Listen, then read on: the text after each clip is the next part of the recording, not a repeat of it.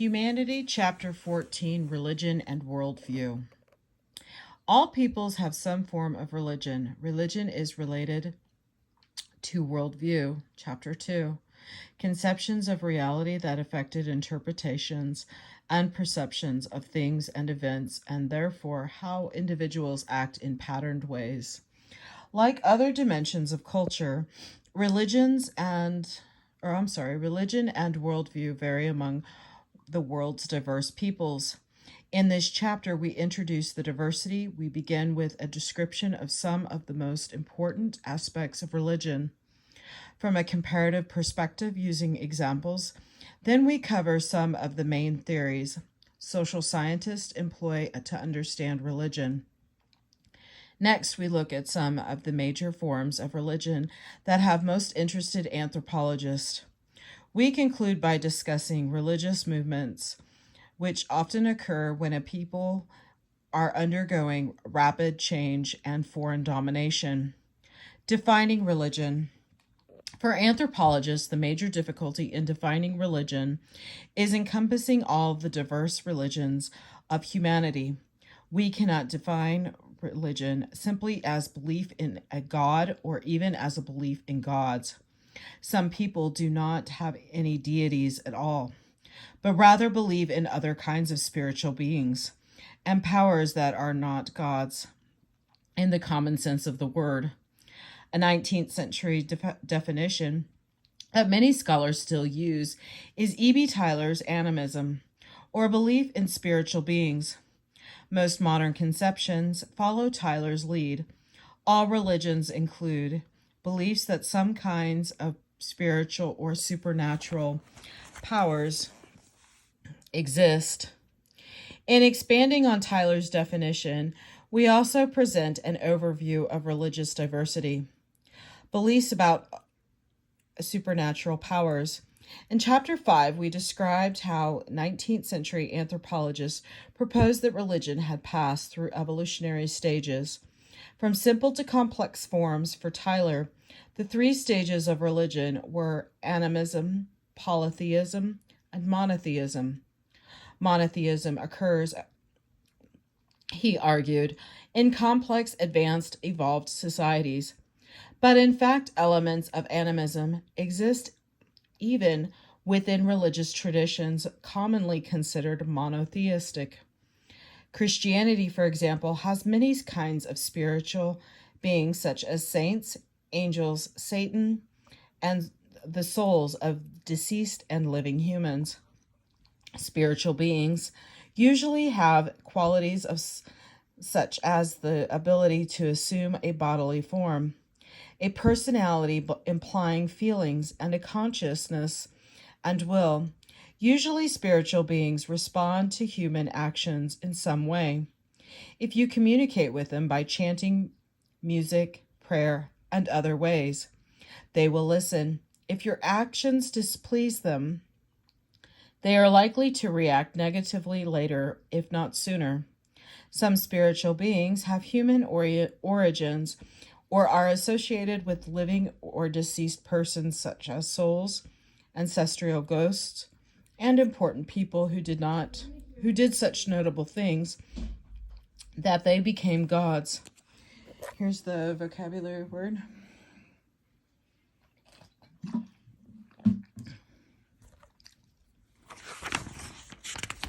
Oops. There are numerous other kinds of beings. Spirit, helpers, nature spirits, demons, zoomorphic spirits, forest spirits, and so on. The characteristics people attribute to supernatural beings vary enormously. They can be unpredictable or consistent, irrational or reasonable, vengeful or forgiving, immoral or just. In the religious traditions originating in the ancient Middle East, Judaism, Christianity, and Islam, the supreme being is all-knowing and all-powerful, expects sacrifices or worship, and pays attention to human behavior and morality. The gods that many other peoples believe in have none of these characteristics. However, they can be tricked and manipulated. Often they are commanded more than worshipped. Some peoples do not believe gods are concerned about morality of human actions. They do not punish wrongdoing in either this life or the next. There is no belief that sin, violation of a commandment, or divine moral precept even exist. Beings are not the only kind of supernatural powers. The worldview of various peoples include beliefs in powers that are more like mystical substances or forces than beings. For example, traditionally Polynesians believed in mana, a diffuse incorporeal power that permeated certain people and things. Mana lent supernatural potency to objects, which explained unusual qualities such as why some fishing lures work so well. The gods gave mana to certain people, which explained extraordinary success or why chiefs had the right to receive privileges and issue commands. Specific pieces of land were infused with mana, which explained why they produced such bountiful harvests. In contrast to beings such as gods, supernatural forces, or substances, like mana, generally cannot take on a physical appearance and have no will of their own. Rather, they are known mainly by their effects. Mana makes a chief successful, pollution sickens a woman or a man. In many cultures, beliefs about how powers work are indefinite. One performs a ritual and utters an incantation spell, and the effect that the rite and spell are intended to cause simply happens. This is generally known as magic, discussed later in this chapter. Myths and worldviews. Here is the vocabulary word.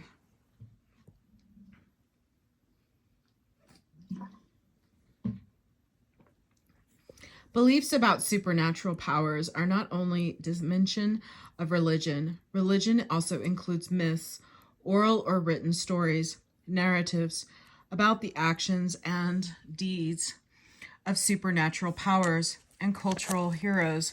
Sometimes myths explain how the entire universe was created. They may recount how and why people, animals, plants, and natural features originated.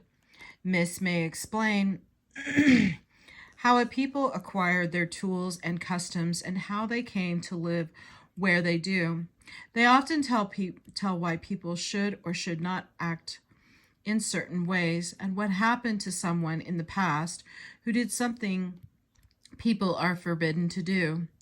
A people's mythology is often their major teachings. They learn their groups' beliefs about creation, natural phenomena, customs, moral standards, social distinctions, and many other things. North Americans mostly learn their mythology in formal settings. Myths are taught at church and to a lesser extent at home. Here we need to emphasize calling the Bible, Quran, Torah, and other religious texts myths does not necessarily imply they are mere stories or false accounts of history.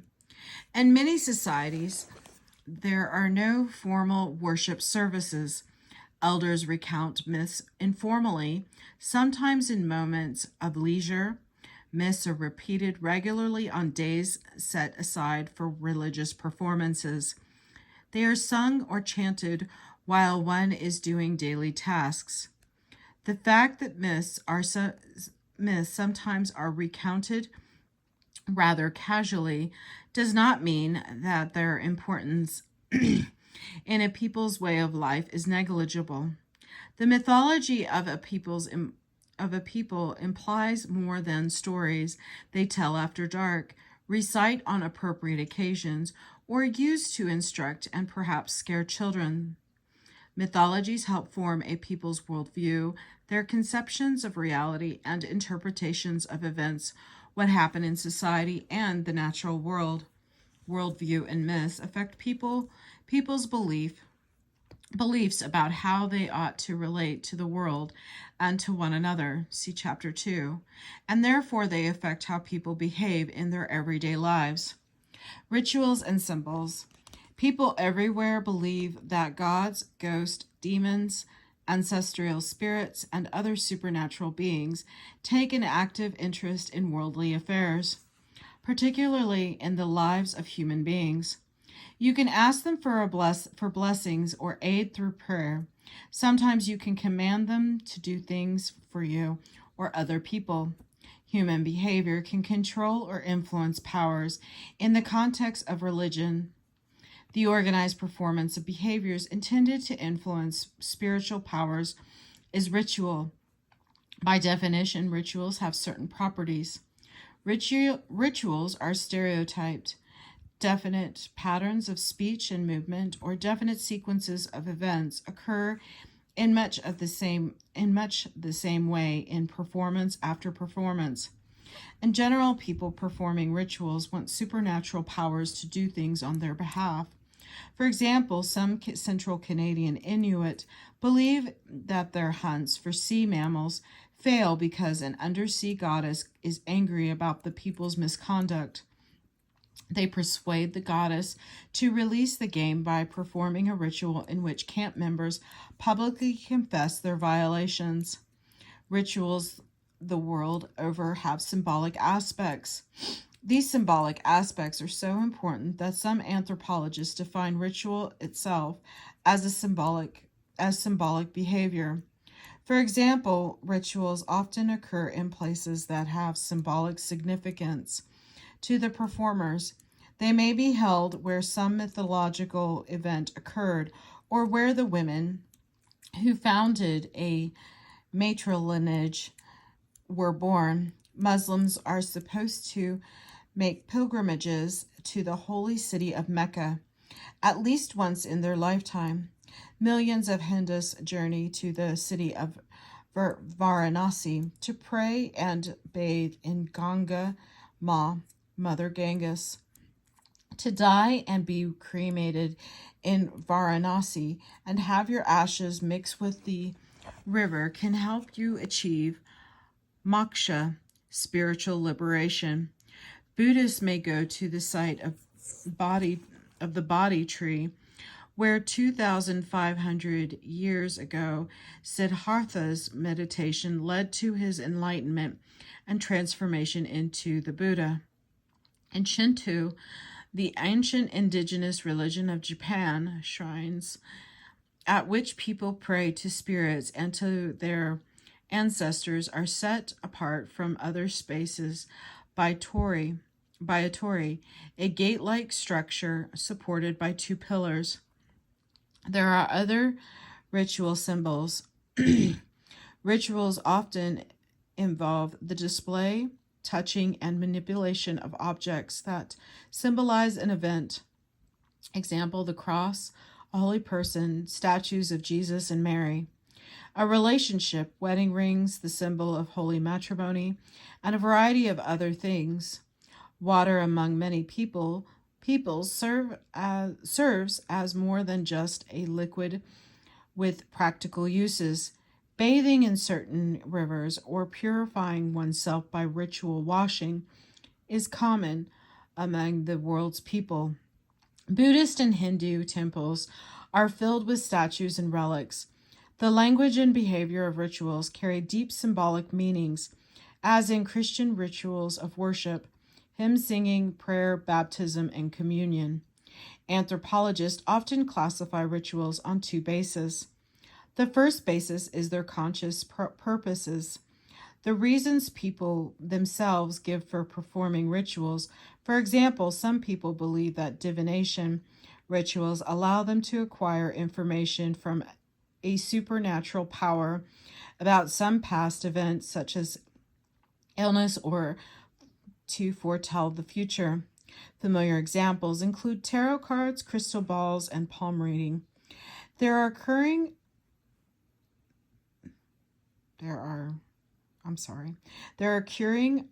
sorcery, sacrificial, and exorcism rituals.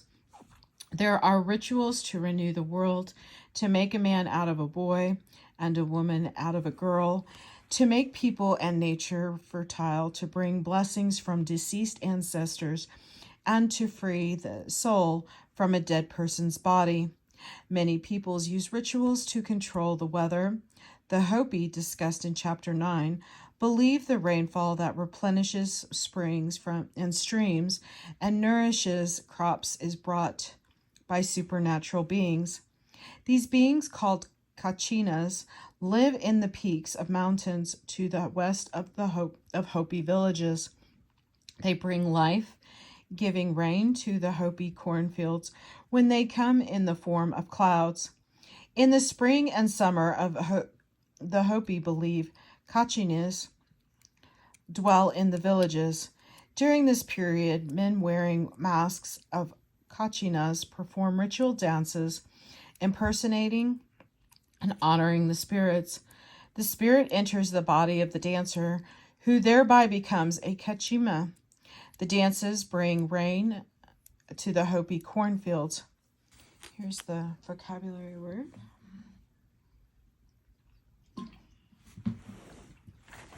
Oh, sorry, I gotta move my leg. Okay.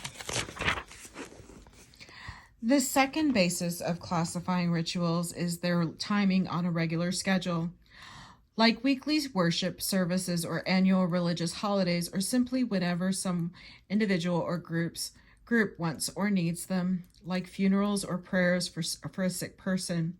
If rituals are held regularly, seasonally, annually, daily, monthly, they are called calendrical rituals. The Hopi, Zuni, and other Pueblo peoples follow a ritual calendar in which certain rituals are performed by certain groups at the same time every year. In the same sequence, the same cycle is repeated the following year. In contrast, crisis rituals are performed whenever some individual or group needs, wants, or asks for them. For purposes of curing, ensuring good hunting or fishing, burying or honoring the dead, or accompanying other events that happen sporadically or unpredictably. The supernatural curing practiced by shamans, described later, is the most widespread type of crisis ritual. With this belief and broad overview of religion in mind, we consider some of the major theoretical orientations offered to understand or explain religion. Theories of religion. Why do all cultures have religious beliefs, myths, and rituals? With regard to beliefs, people cannot confirm the existence of supernatural powers such as ghosts, gods, demons, angels, souls, mana, and so forth. Although people who follow a particular religion may believe that traditional accounts of their past reflect historical events, outsiders to the religion are more likely to consider at least parts of them entirely mythical. Indeed, some people who do not share the beliefs of a given culture think such beliefs, which they themselves do not believe, result from ignorance of actual facts or events. As for rituals, people who are outsiders to a religion and worldview are unlikely to believe that rituals are effective. To non-believers, most rituals seem like a waste of time and resources. For example, when a Trobriand islander plants a yam garden, he does some things that work in the way he thinks they do. He clears the land, removes the weeds, and so forth, just as anyone should for success. But a Trobriander also does other things to grow yams and other crops, things that outsiders consider unnecessary and perhaps even wasteful. He hires a magician to perform rites and spells to improve his yam harvest. Outsiders, non-believers, to Trobriand beliefs, understand what the gardener gets out of the first kind of activity, a yam harvest, if nature cooperates. But what do gardeners gain from magical rites and spells? How did Trobrianders come to believe that magical rites are needed? And why continue to practice them, even when actual experience must often provide evidence that the magic doesn't work? We can look at this behavior in another way to see a main problem in understanding the rituals of other cultures. From an outsider's perspective, when the Trobrander plants a crop and weeds his garden, his actions are effective in attaining the goal he has in mind. They work in more or less the way he thinks they do. But when the garden magician performs rites and spells, his actions do not achieve the result he has in mind. The magic does not really work, unquote. How then did the Trobrander get the idea that they do, and why keep doing magic? Of course, we could simply answer, because that is all they know, unquote. But there is more to belief than just continuing to believe in them.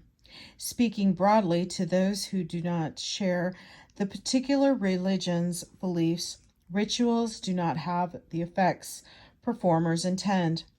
The crazy woman is not truly restored to sanity by exorcising the demon. No spirits really enter the body of the medicine man. There were no genuine witches in Salem, Massachusetts in 1692. Why then do so many people believe in the power of ritual? Some people who consider themselves sophisticated say that religious beliefs and rituals are rooted in superstition. All anthropologists reject, or should reject, the non-answer to the question, why religion? Its ethnocentrism is apparent. Superstition is something that someone else believes in, but you do not. Many of our own beliefs seem superstitious to others, and undoubtedly many of the accepted truths of the 21st century will be considered superstitious by the 22nd century. At any rate, even if we think a people's beliefs or practices are superstitious, we still have not explained them. Why does one form of superstition develop in one place and another form in another place?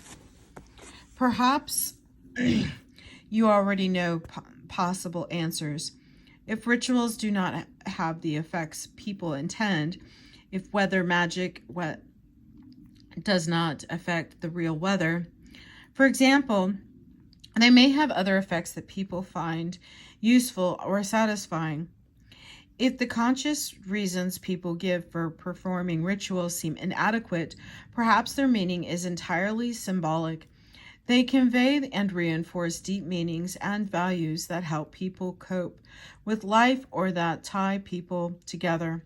As for myths, if they are not accurate historical accounts, perhaps they are symbolic statements that help people make sense of reality and give meaning to the real world, things and events. Maybe religious truths are a different kind of truth than scientific truths. They cannot be subjected to tests and experiments to see whether they work the way people think they do, but they work on another level. Social scientists have proposed many theories for why religion exists. Some theories hold that beliefs, myths, and rituals provide benefits that people want or need but cannot acquire without religion. Broadly, social scientists have proposed three types of theories: intellectual or cognitive, psychological, and sociological. Intellectual or cognitive approaches. Those who posit the intellectual approach or the cognitive approach assume that humans seek explanations for the world around them. Religious beliefs help satisfy the human desire to understand and explain things and events. Without religion, much of the world would be incomprehensible and inexplicable.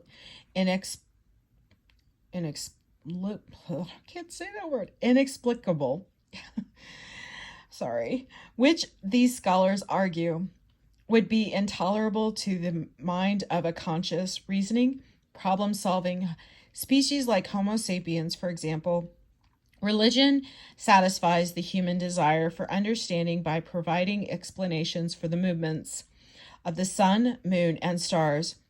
Origin myths explain things like the creation of the sky, land, and water, where animals and plants come from, and where people got their language, tools, rituals, and other customs and beliefs.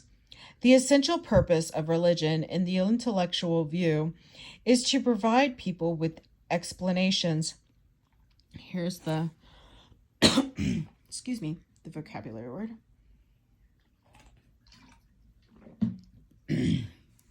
Sir James Frazer was an influential scholar who championed the intellectual approach.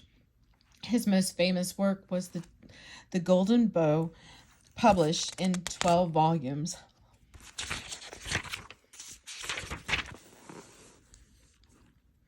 At around the turn of the 20th century, one of Frazer's main interests was the development of rational thought. He argued that human thinking progressed through three stages that he called magic, religion, and science. The earliest cultures practiced magic. They attempted to control the world by performing rites and spells. Later cultures came to believe in the existence of supernatural beings who demanded the people worship them or make sacrifices to them, giving birth to religion. Finally, people realized that neither magical techniques nor worship of imaginary beings enabled them to explain or control events. With the advent of science, the errors of magic and religion were replaced with knowledge of true cause and effect relationships. In Frazer's view of magic, religion, and science were alternative worldviews. Each provides people with an intellectual model of the way the world works and a means to manipulate events and people. The idea of Frazer and others that religious beliefs provide people with explanations for things and events is correct as far as it goes, but it surely is an incomplete explanation for religion. Religion does not safely curiosity about the world, but this is not its only function. The people whom Frazer called savages possess and use practical knowledge just as civilized peoples do. A Trobriander knows that he must care for his yams as well as perform garden magic. Conversely, many scientific people believe in practice religion, including many persons who make their living practicing the science for which religion supposedly substitutes. Those scientists who go to church apparently find little or no contradiction between their religious beliefs and worship and their scientific knowledge and practice. Religious beliefs do not simply substitute for objective knowledge. People don't have, unquote, religion because they lack science. Somehow the two are complementary. Although few scholars today hold the religion exists solely or even mainly to provide pre-scientific people with explanations their culture would otherwise lack, the intellectual approach is by no means passé. Clifford Geertz, a leader humanistic theorist, see Chapter 5, argued that religion provides its believers with assurance that the world is meaningful, that events have a place in the grand scheme of things. Natural phenomena have understandable causes. Suffering and evil happen to good people. For some good reason, wrongs will be righted and injustices corrected. Cultural beings, i.e. humans, cannot tolerate events that contradict the basic premises, categories, and worldview of their cultural tradition. Yet such events do occur periodically. Because of religion, people are able to maintain their worldview in spite of events that seem to contradict it. Religion, Geertz believed, reassures believers that the world is orderly rather than chaotic, all within the framework of their existing cultural knowledge. More recently, Stuart Guthrie also interprets religion in cognitive terms. Guthrie thinks the essence of religion is the belief that natural phenomena have human-like properties. He points out that people tend to see world anthropomorphically. We tend to attribute human motives, purposes, feelings, senses, and other characteristics to living and non-living things that are not human. For example, thunder is the voice of the gods. Clouds are the spirits of our ancestors. The sun is our life-giving father. Mother Earth is alive. Excuse me. Earth is alive. The wind is the breath of a god. Anthropomorphism is natural to human thought, and most of us regularly think or react in this way, as when you think your car hates you, you swear at your computer, or you interact with your pet as if it were a person. When we see the world as people with spirits, as in animism, or think that different gods control various aspects of nature, as in polytheism, or believe that one God created and controls everything, as in monotheism, we are attributing human characteristics to the natural world. In Guthrie's view, this actually is a smart thing to do. If you think there are no spiritual beings making things happen and you are wrong, then the consequences are costly. If the earth is in fact our mother, but we mistreat her and her children, then she might punish us. But if we think anthropomorphically, about the earth and take steps to worship and protect her, then no harm is done. If there is a war god and our enemy sacrifices to him, but we do not, we may all be killed. So why take the chance? As Guthrie phrases it, in these ways, religion is a good bet. However, not all rituals resulting from beliefs that human-like beings control natural processes are harmless. In fact, many rituals are quite costly. They require sacrifices to deities or ancestors, and they consume time and energy that could be used in other ways. In some societies, religious beliefs are costly. Indeed, in some ancient Mesoamerican civilizations, priests pierced their bodies with thorns to make themselves bleed because they believed the gods demanded blood sacrifices. Humans were also sacrificed. Religion often motivates individuals and groups to do horrific things to others and sometimes to themselves. Psychological approaches.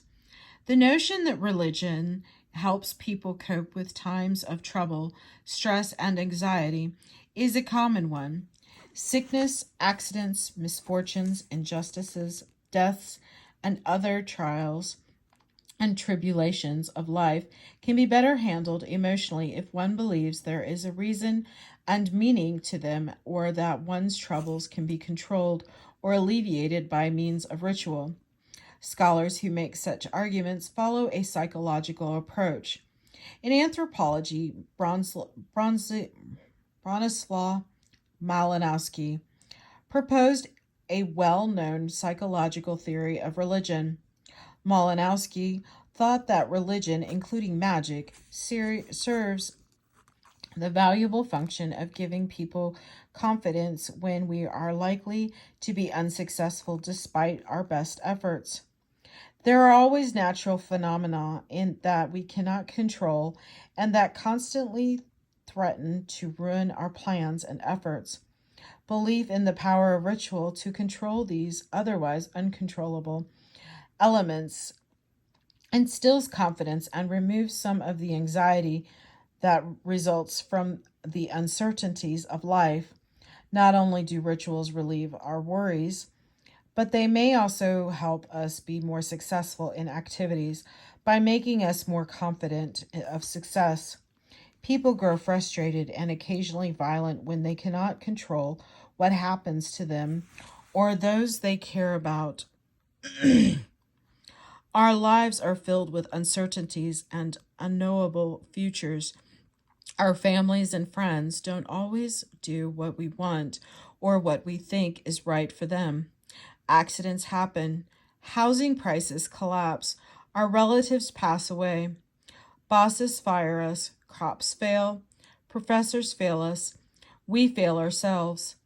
Religion, and in this context, especially faith in a power with more knowledge and power than humans have, is there to offer hope and comfort.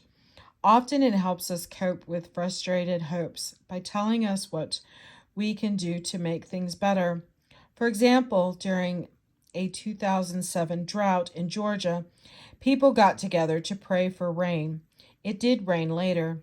Another variant of the psychological theory of religion holds that as self conscious beings, we humans are aware of our own mortality. Knowing that we will eventually die causes us great anxiety and leads us to. Sorry. There's the vocabulary word. Leads us to worry about our own death. Experiencing the serious illness or death of a parent or other relative likewise produces grief and psychological stress for most people. We must have some way of coping emotionally with grief over the death of our loved ones, and with the anxiety caused by the knowledge of our own mortality. Religion helps us. Ouch. Sorry, something was poking me. Sorry. Oh boy, I'm so sorry, guys. Experiencing the serious illness or death of a parent or other relative likewise produces grief and psychological stress for most people. We must have some way of coping emotionally with the grief over the death of our loved ones and with the anxiety caused by the knowledge of our own mortality. Religion helps us cope by denying the finality of death and by leading us to believe in a pleasant afterlife in which our souls are immortal.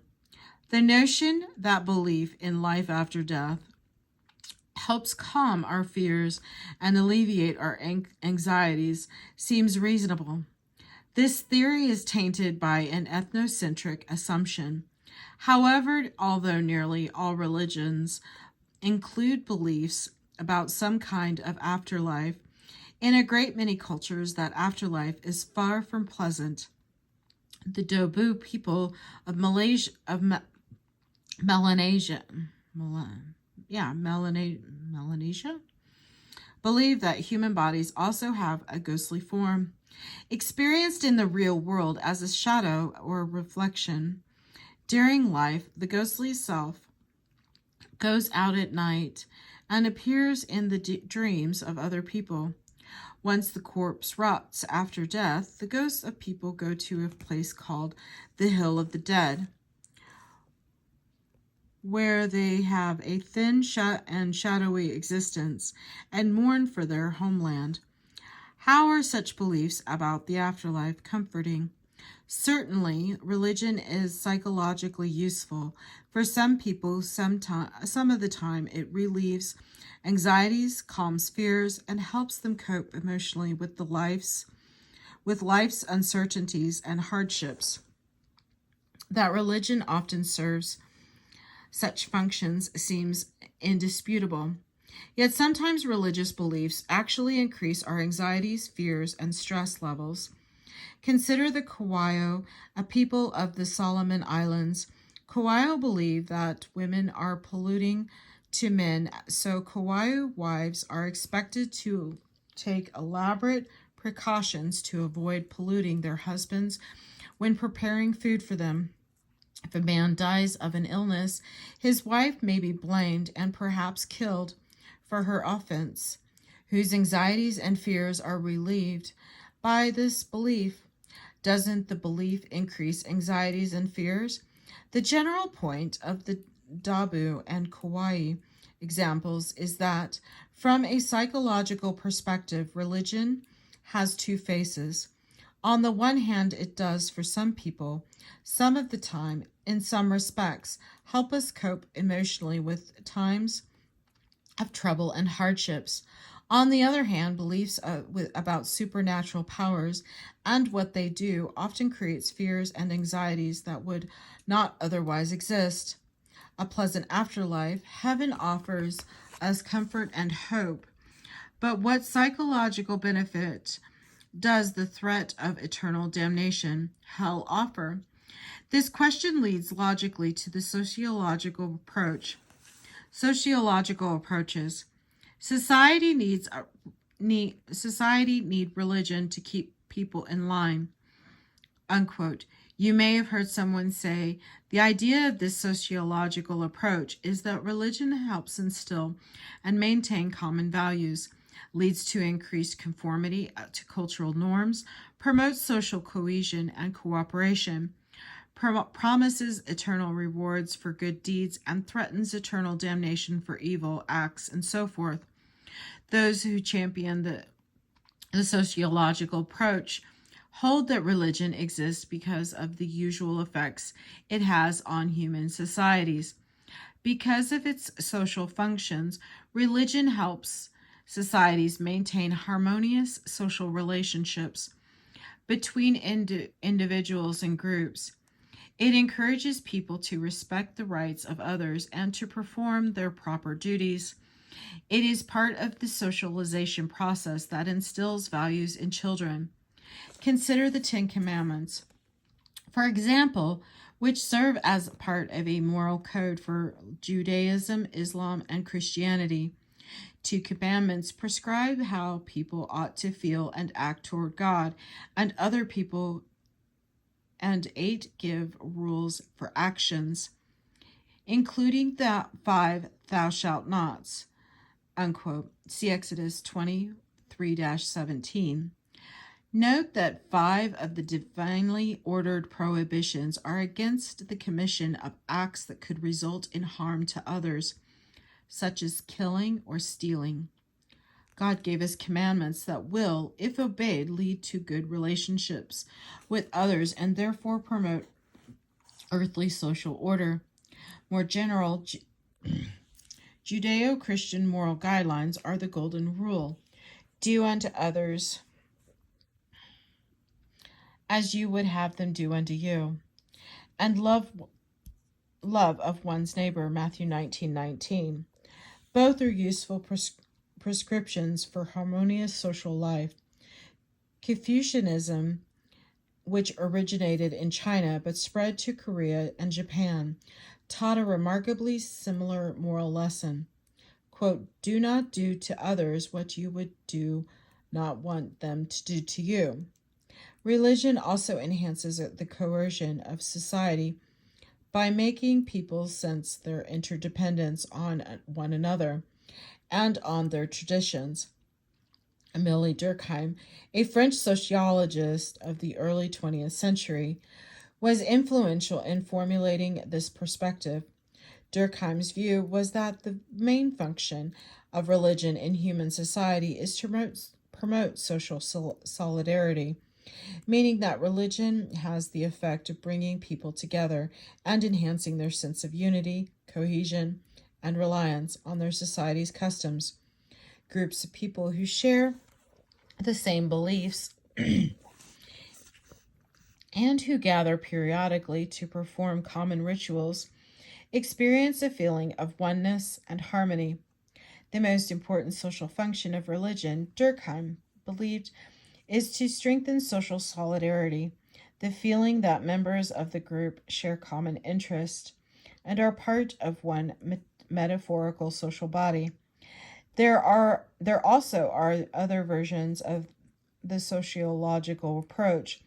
One is that religion helps to maintain social order. That is, religion serves as a social control mechanism. See chapters 12 and 13. By increasing conformity to norms, inculcating shared values in children, reminding people to act responsibly, teaching moral lessons through myths and doctrines, legitimizing the existing social structure, and so forth. One mechanism by which religion maintains social control is by offering rewards for good behavior and punishments for antisocial behavior. When people have an accident or get sick, or they may think they are being punished for some crime or deviant action. For example, this deters the individual from future deviance and also serves as an example to others, teaching them to act properly in the future. In the afterlife, gods may reward virtue and punish sinful behavior. Such socially useful effects of religion are widespread. Not all peoples have such beliefs, however. In some worldview, gods and other kinds of spiritual beings have little interest in the morality or immorality of human actions. There is no concept of sin as behavior that violates a doctrine or divine will, and the fate of a person in this life or in the afterlife is not related to her as or his moral character or conduct. A recent sociological interpretation derives from evolutionary psychology. It assumes that many people are prone to cheat on other members of a group to which they belong if they calculate that it is advantageous to them personally. Cheating means that they only pretend to cooperate with others in the group, but find ways of acquiring the benefits of group membership without paying the costs. Examples of such benefits include security of private property, protection from enemies, earning high wages without working as hard as coworkers, and not paying taxes proportionate to income. Religion helps reduce the frequency of cheating behaviors. How? Richard Sosis argues that rituals are the key. They lead individuals to make sacrifices that demonstrate commitment to group values and norms. When a person gives up something she or he could otherwise have by undergoing or participating in a ritual, they are signaling to other members of the group that they place its interests above their own.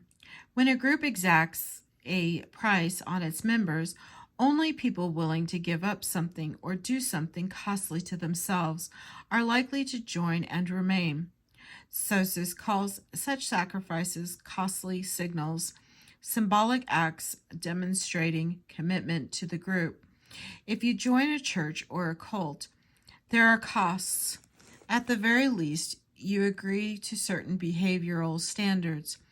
If the act of joining requires you to pay a price or give up something, your sacrifice signals to others that you are committed to the group's goals and to upholding the group's values. Others trust you more, and you are more likely to cooperate with them because of what you've given up.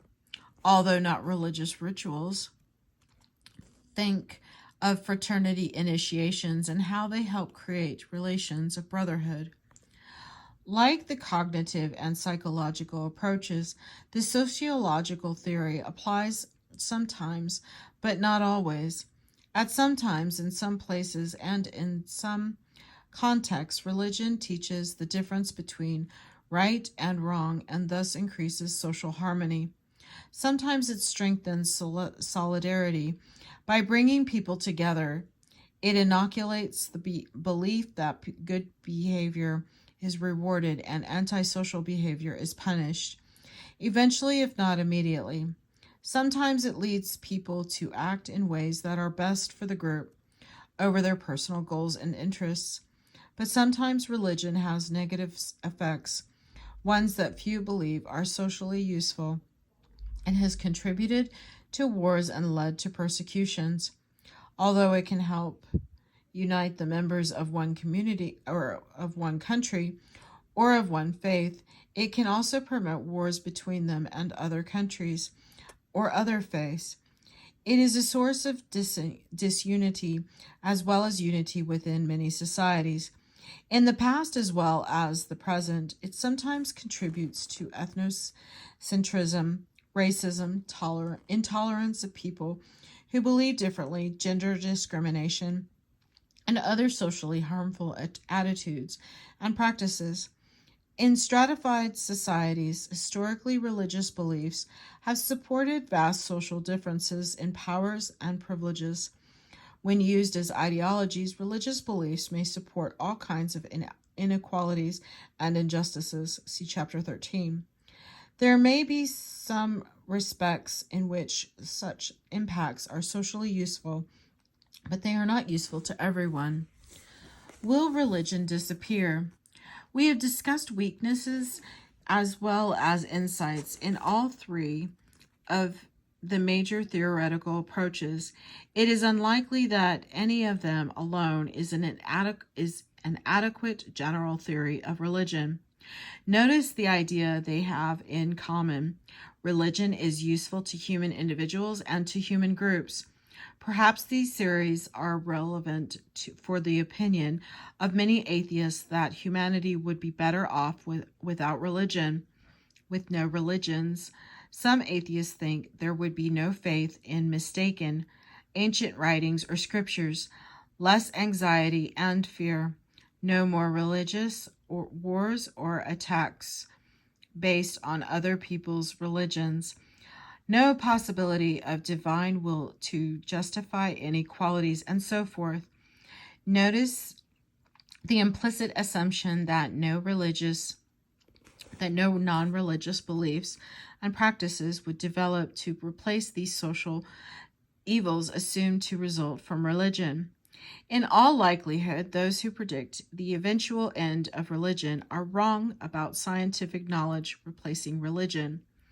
A moment's reflection reveals that such opinions derive mainly from only one theory of religion, the intellectual or cognitive. If scientific knowledge becomes more widespread, religion will no longer be necessary to explain the world and events in it. Beliefs that we call religious will wither, myths will be viewed just old stories, and people will realize that rituals are ineffective. Such opinions ignore that religion offers things that science does not and cannot provide. A simple example is that medical science explains why people die, but offers no comfort when one of our loved ones dies. For that, we need a social support of relatives and friends. Funerals are a cultural universe, and many of us find the belief in an afterlife comforting. There are religious services and religious holidays, despite commercialization. Religious teachings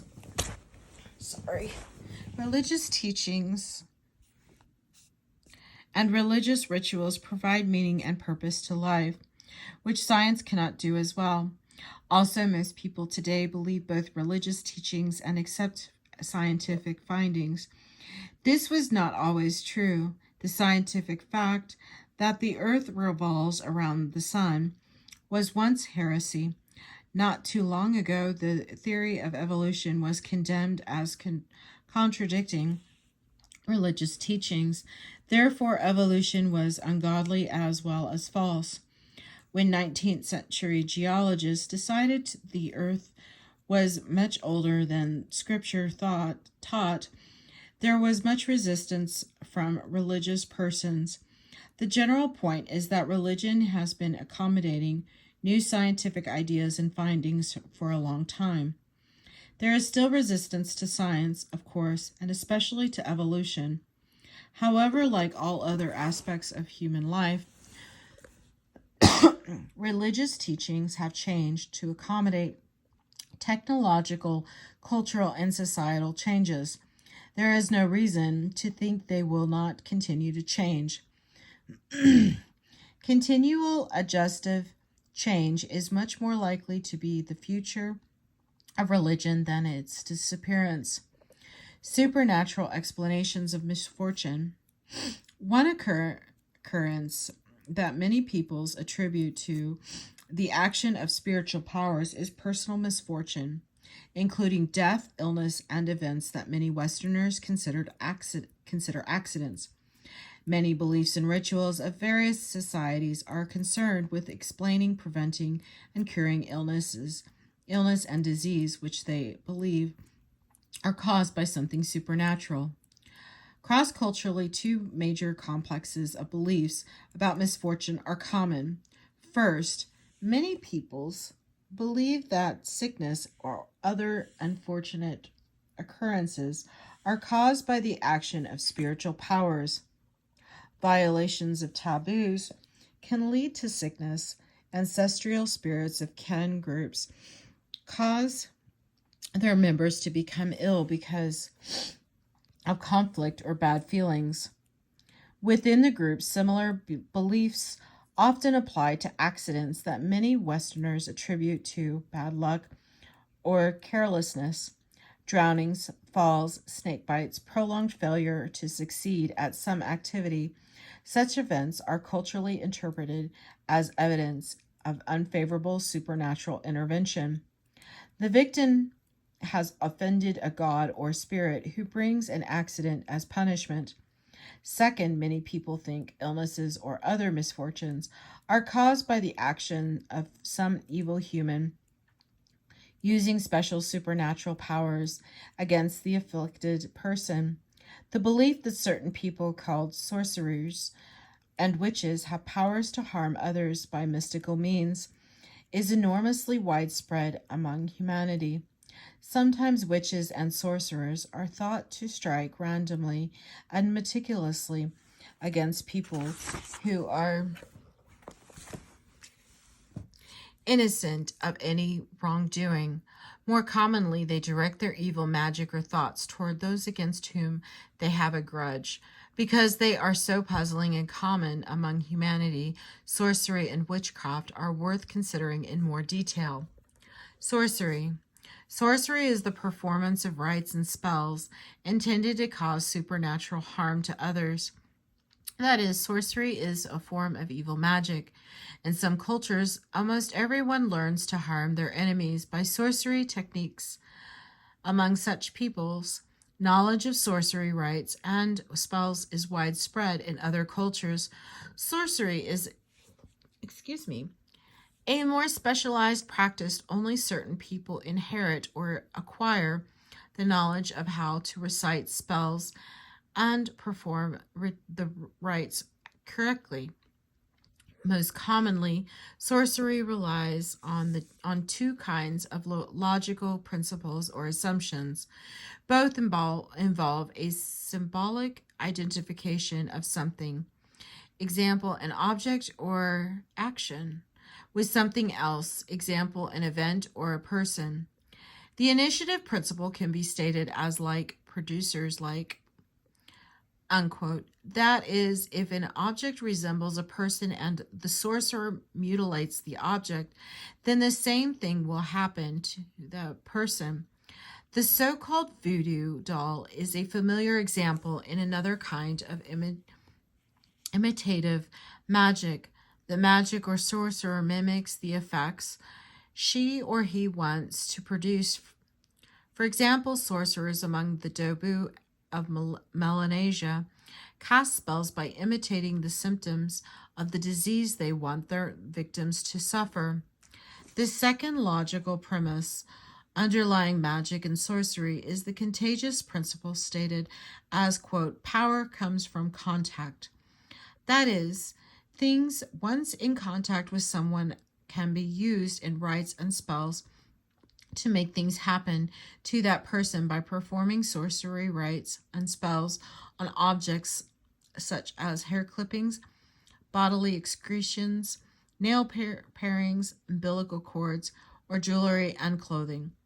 One can cause harm to one's enemies in societies in which sorcery rests on the contagious principle. People must dispose of the objects with which they have been in contact, including things like infant umbilical cords that have come out of or off their bodies, lest one of their enemies use them for sorcery.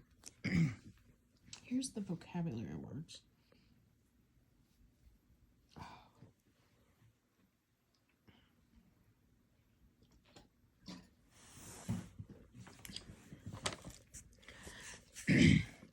Sorcery practices are related to the social life of a people.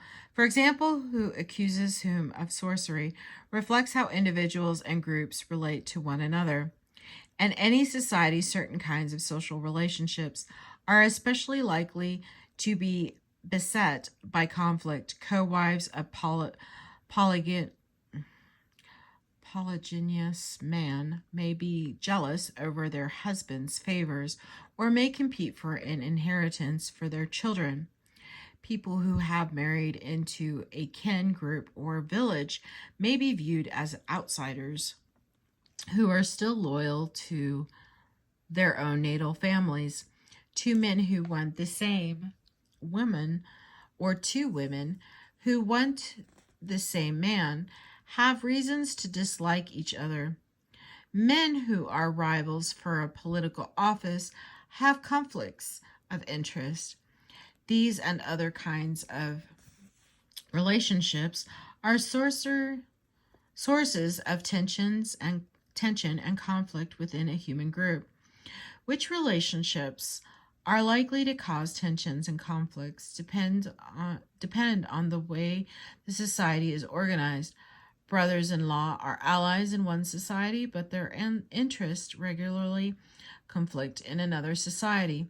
For instance, the relationships most likely to be tense are patterned, meaning that individuals who have these relationships with one another are most likely to experience conflicts. Suppose you were brought up among a people who explained illness or accidents by sorcery. If you become ill or suffered misfortune, you would not suspect just anyone of causing harm. You would ask, who has a motive to perform evil magic against me? Who envies me? Who would profit from my sickness or death? With whom have I recently quarreled? These people are your prime suspects, and they are the ones you or your family is most likely to accuse. Members of most cultures reason in much of the same way. They believe the sorcerers do not strike randomly, but harm only their enemies or the people toward whom they feel anger, envy, or ill will.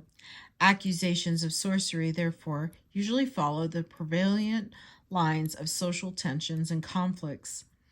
Individuals who have certain kinds of relationships are most likely to suspect and accuse one another. So, sorcery accusations usually reflect social tensions and conflict. This is going to be the end of chapter 14, part 1. Thank you.